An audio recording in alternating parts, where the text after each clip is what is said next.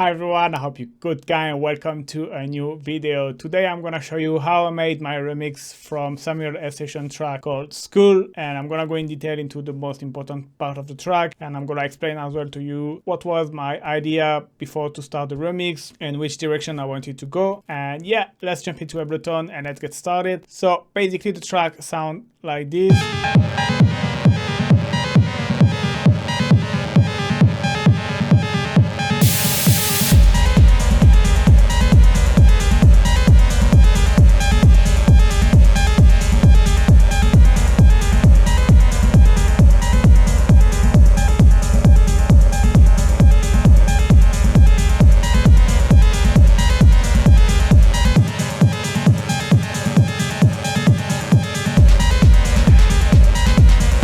And then you have more like a darker part, which is like it's a bit more rhythmical element as well.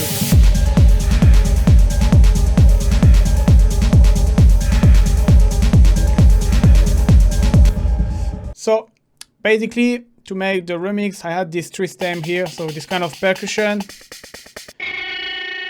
it's kind of SFX, and I have this bass line. So it's a pretty raw techno track, and my first idea was straight away taking this bass line and kind of make it a little bit more ambient, make it a bit more dark, like creating a rhythm atmosphere from this bass line, and adding as well maybe some element around your head, like some little percussion. And once I had this more like kind of dark and deep atmosphere, I wanted to add like some kind of hypnotic lead, hypnotic melody, a little bit weird. So that's what I've done, and we're gonna discover that. So for the kick, basically I use a kick drum from that I created with the analog rhythm. So the kick drum without effects sound like this. It's kind of a 909 kick. Just put just put a low shelf, bit of EQ, so it was this locket to kind of make it a little bit more tighter.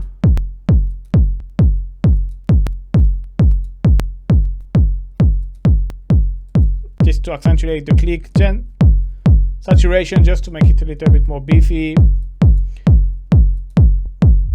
Bit of rumble. So this, if you find out my video, is an audio effect what I created to create easily rumble. So you see here I don't have rumble, and the more I go, the more I rumble.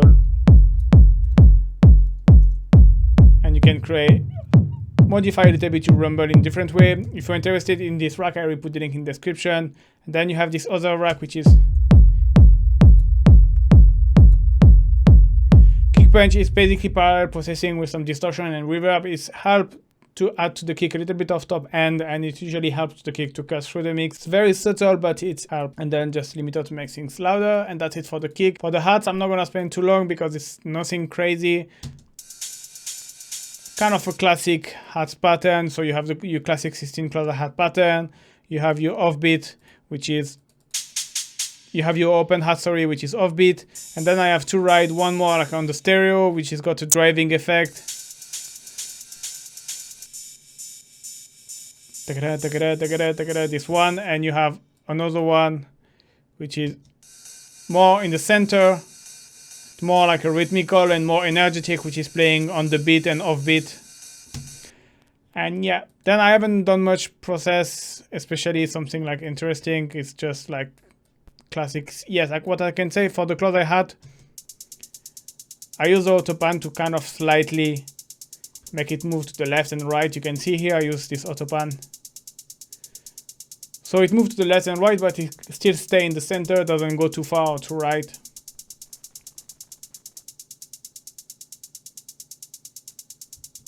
And yeah, nothing much. It's just like, I mean, this is just like sample basically. Nothing crazy to say about. And same with this noise add that I decided to apply just for this part of the track. It's just an extra noisy layer. I use my hat maker rack. I don't know if many people are familiar with this rack, but it's just a rack to create some hats. And you can use basically operator and with noise and high pass filter. I mean, there is so many different ways to create a hat.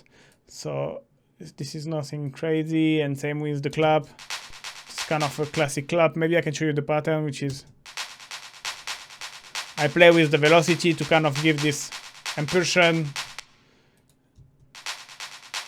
And that's really like to add a bit of variation, drum variation, to don't be just the hats. I don't use often claps, but for this track I did. Then we have this perk here. So here I have this kind of weird SFX, and the perk I created basically after my bass ambience. So I wanted something like it sound a little bit like a ghost weird effect. So that's how I transform it. So remember was this. And if you play different note, like you can see, I can play this. I play the sample, but with some higher note as well and some lower note at what the original sample was. And here the main things is I use this. So this is a spectral resonator preset of mine that I've created. I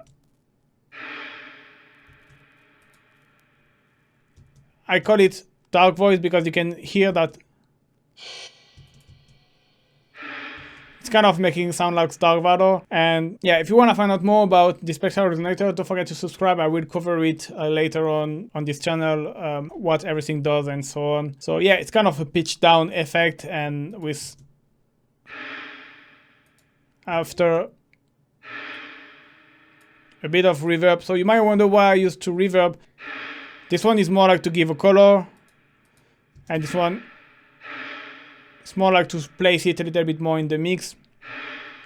And then a bit of EQ. Perc 1 bis is exactly the same. You can see I just pitch it up. This one you see is 224. Here they are just playing like answering each other. One time is one playing, the other time is the other. And this kind of a bit scary percussion, which is gonna kind of add a bit of groove, but add a bit of weird ambience as well to your track, obviously.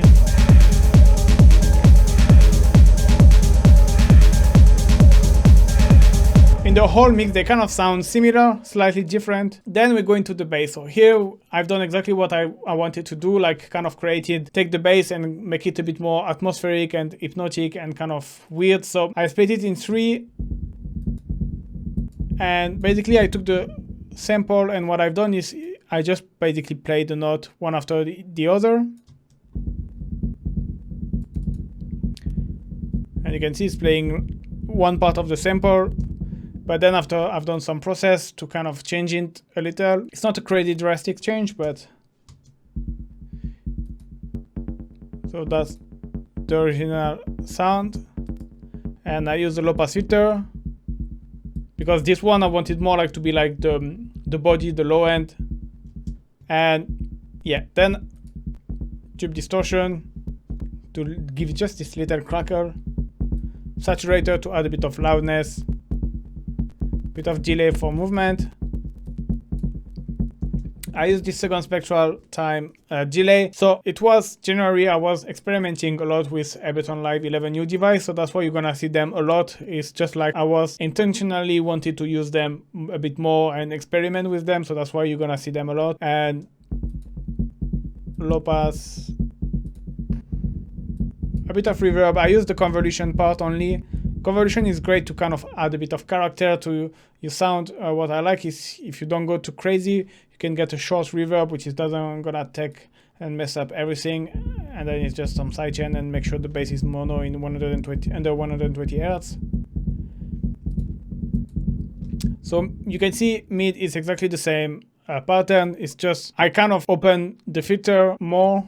Here you can see here it's now open, but I've kind of low pass it here, so they kind of you can hear you have a bit more frequency in the mid, and then I have bass top, which is exactly again the same track than the original that I duplicated 3 times, exactly the same processing, except that there is few things we change here because obviously this one is supposed to be more like creating this ambience, this dark vibe. Here what I've done is same process, I've just EQ it a little bit different, and I didn't low pass it like I've done with the two other. So all together,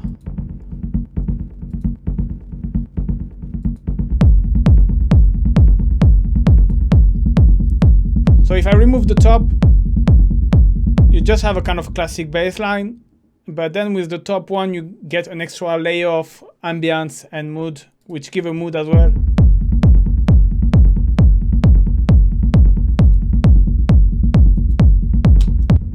but then it wasn't enough. So I decided to duplicate it again, and I create this bass amp. So here is very similar to the previous one. There is few things changed. The first thing is the filter now is a high pass filter. You can see the MIDI pattern is the same. So yeah, one thing important is I add some chance here, so sometimes the note is playing, sometimes no. So it's add a bit of randomness. And because it's an ambient sound, it's going into a lot of reverb. So even if it doesn't play some notes, it's fine because it's kind of add a bit of dynamic to your ambience, but you will never have something silent, you know, you will always have like a bit of a reverb tail anyway. So here one of the important things is the filter.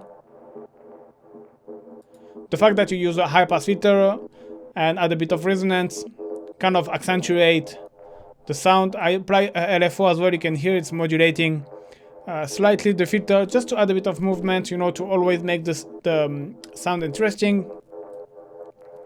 And then here I have this EQ as well, which is gonna boost here, and the other thing as well, the overdrive I've added to kind of accentuate this particular frequency range.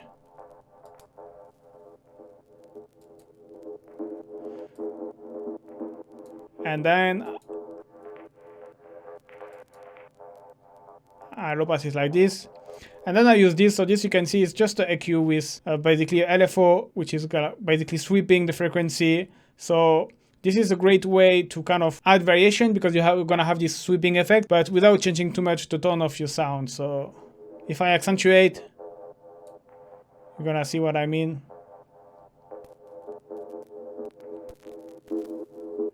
You see how it's, you got this kind of resonant effect a little bit. Obviously here it's too much accentuated. But one tip I can give you is, for example, the rate here, pick up a different rate than, for example, your LFO, how much is modulating here. So this way you have two different speeds and they are not synchronized and they are always like kind of sweeping one of each other, kind of always creating something new. And yeah, that's pretty much it for the amp. So like this way I had my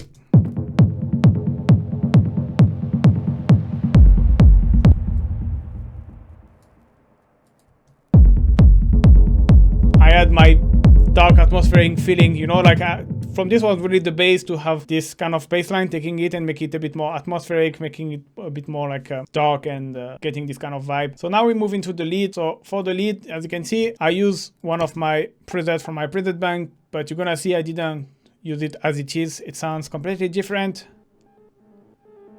So I duplicate the track. Okay, that's the original. But if I replace with, this is how it sounds with the original preset. So there is few things you need to change in order to get the same sound. The first is the arpeggiator. See, the transpose is in minor and it's in G by default, and you need to put it in E.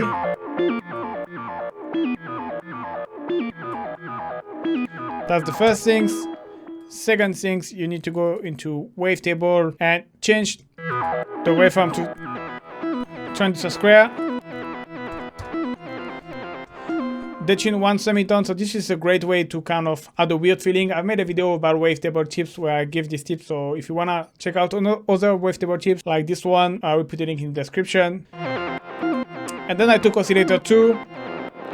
I put sawtooth, but you can hear it's very low. So I'm gonna pitch it 2 octave, which is 24 semitone upper. And now you get,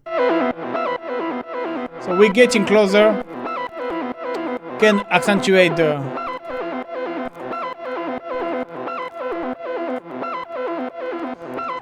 alright, no glide. Alright, so now one of the main elements, so you can see here the LFO, it's modulating the pitch, but the amount was at 0%, so it actually doesn't modulate anything. I'm gonna put 3, and you're gonna hear, okay, that's horrible, but if I put square, still doesn't sound good. But if you put in sync the rate, magic, you get your sound without.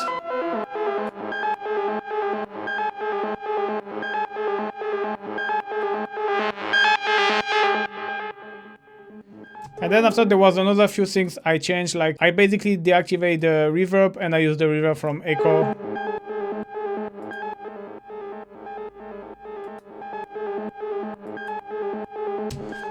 And yeah, you get what I've created. So now there is some interesting things as well in terms of modulation and the MIDI. So you can see here, it's basically, I play the B, but at 2 different octaves, -1, 0, and then I play F, which is +6 semitone. And so I play this chord, but you have to keep in mind that you have as well a chord device, which is +6 and +12. And so without, that sounds bad, but it sounds different.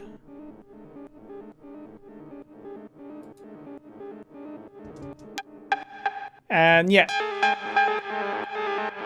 Then what I've done here, you're gonna here it's pitch up.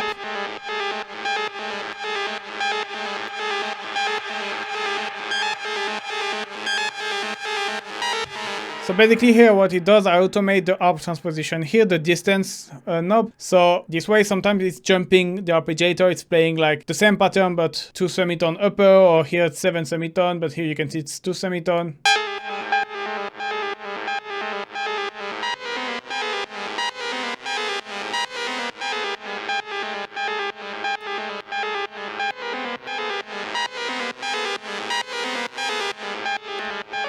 And yeah, that's how I get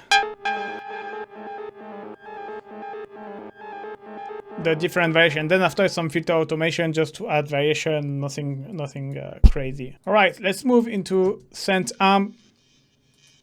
So here basically I use my mini Bluetooth to create the original sound, but you're gonna see it's a kind of a basic sound. It's nothing crazy. It's more the process that this I like to experiment. That's why, for example, you have 2 frequency shifters. Sometimes I will put one, start to process, and then after I was like, okay, I need to pitch it up, so I put another one, and for example, I pitch it up. Autopan's gonna make the sound move around your head.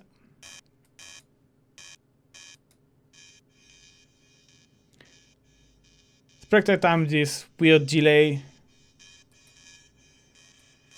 A bit of reverb with quite a long decay and a big amount, because obviously this is more something like ambience.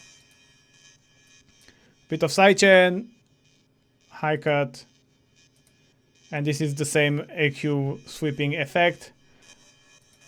And then here you got exactly the same, but you see with the ring with a lower frequency. You see here, if I put 940, I got exactly the same.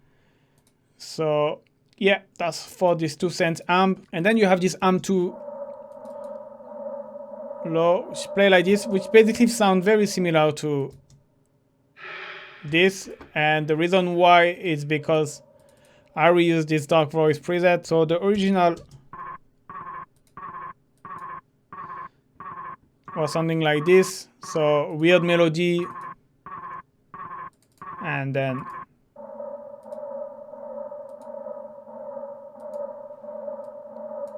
basically the same I did on this, but just playing different note, and here I've done the same, but kind of playing weird. I use the flanger.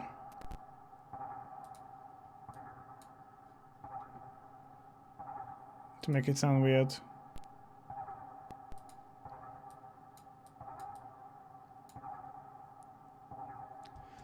So that's really like some kind of element that I like to add a bit more in the background, to add a bit of tension, add a bit of variation, kind of help to frame the sound, if it makes sense.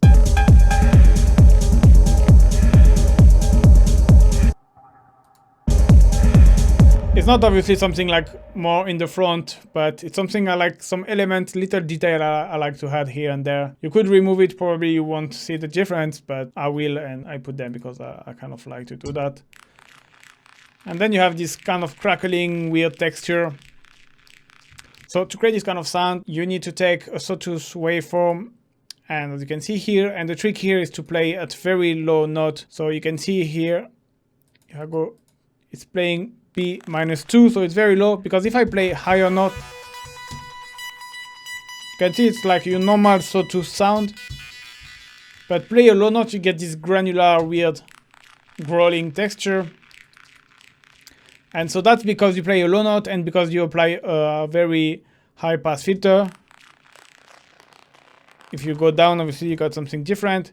So here I've done a couple of things. Let me remove all the effects. So first thing, you can see the high pass filter is modulated. So you have an envelope, but it doesn't apply much. The most important thing is the two LFO. So you have one exactly similar to the one that I had for the preset, the lead. So it's gonna open and close fast the filter. But on the other hand as well, you have as well this LFO2, which is kind of a slower LFO, which is gonna slightly make your filter modulate. You can see your filter is going slightly to the left, and then it's gonna go back slightly to the right, and there is still doing this movement both in the same time. So I'll have a bit of loudness. Again, this spectral weird delay. Alright, so you might wonder why I used two saturator and why I didn't just go back to the first one and add a bit more drive. The reason being, usually when I create sound or when I'm experimenting, I add device, I tweak until I like something, then I move into the next device, I tweak, la la, etc. And then sometimes if, for example, I feel like in this case, I needed to add a bit more saturation, I rather add a new device rather than to modify the previous one. Because the thing is, by modifying the previous one, you might change something, change the tone, change something that you don't like. So you can still use Ctrl Z if you do some bullshit and you wanna go back to it, but kind of easily to messing around and lose something that you had. So I rather just take a new device, modify it the way, even if it's a simple task like just adding gain. Like this, I'm safe. You know, if I tweak this new device and I don't like something, I can just like scrap it, remove it, and move into the next device. So it's just by safety basically. So yeah, then auto pan, making move around your head. Delay is always adding this little echo, little movement, adding a bit of texture. You know, make the sound a little bit fuller as well. A bit of reverb.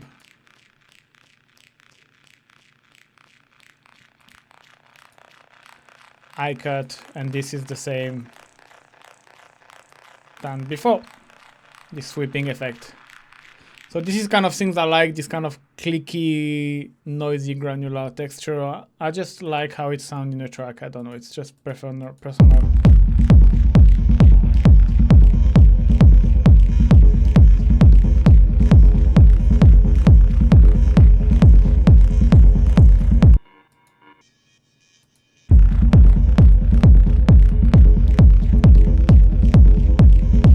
Yeah, all of this ambience, I know that maybe I work a bit too much on the ambience, like too many elements, but that were not really necessary, like let's say, but I just like sound like this, so I just do this because I like. Noise spray is like kind of a SFX, it's just before the drop, like during the break, it's just like accentuating the drop basically.